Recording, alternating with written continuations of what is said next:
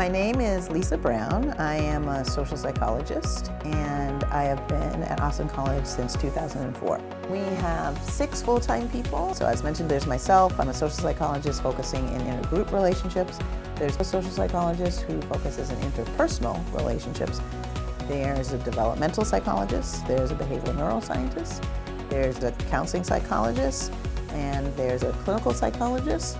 What I think is really cool in terms of introducing students to psychology is really the breadth of the field. It's very common that students who are planning on going to med school or dental school or in public health take my health psychology class because it's really giving them a sense of how to interact with their future patients. For students who are very interested in the brain, they may then take behavioral neuroscience. Students who are very interested in how people act at different ages may be interested in taking lifespan psychology. So I think people can cater to their specific interests in terms of what they want to focus on and what they're most excited in. One of the most important courses we teach is our research methods course. It's perhaps one of the most important courses in terms of getting some actual experience doing research. For many of the students, they can then present that research at a conference. Our undergraduate students at the regional conference, they are comparable to some of the students in graduate school. So it's really cool to sort of see that transformation from being perhaps a little afraid of that class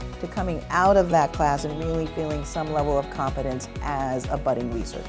A very common applied experience that students embark on is the CSOC, CSOC standing for Career Study Off Campus. Many students will use that to either try to figure out what kind of career path they want to take or to gain experience to help them at either a job or graduate school.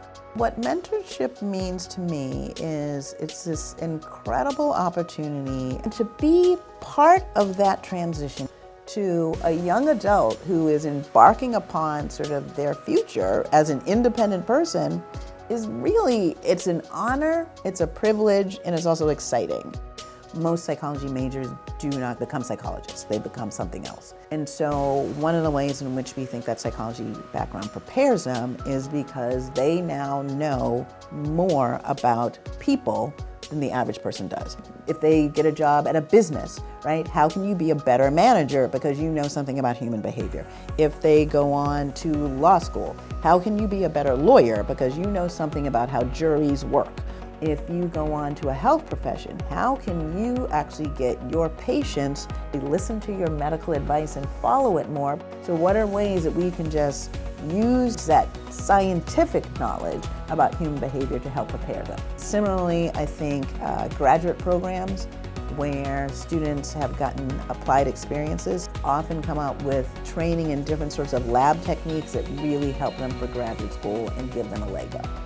If you study psychology at Austin College, unlike other places where you'll be one of 200 people in a room and never know your professors, here not only do you get individual attention, but it means you can have an engaged education where you ask questions and get answers in real time because you actually have a relationship with that professor and you're not just some number in a room.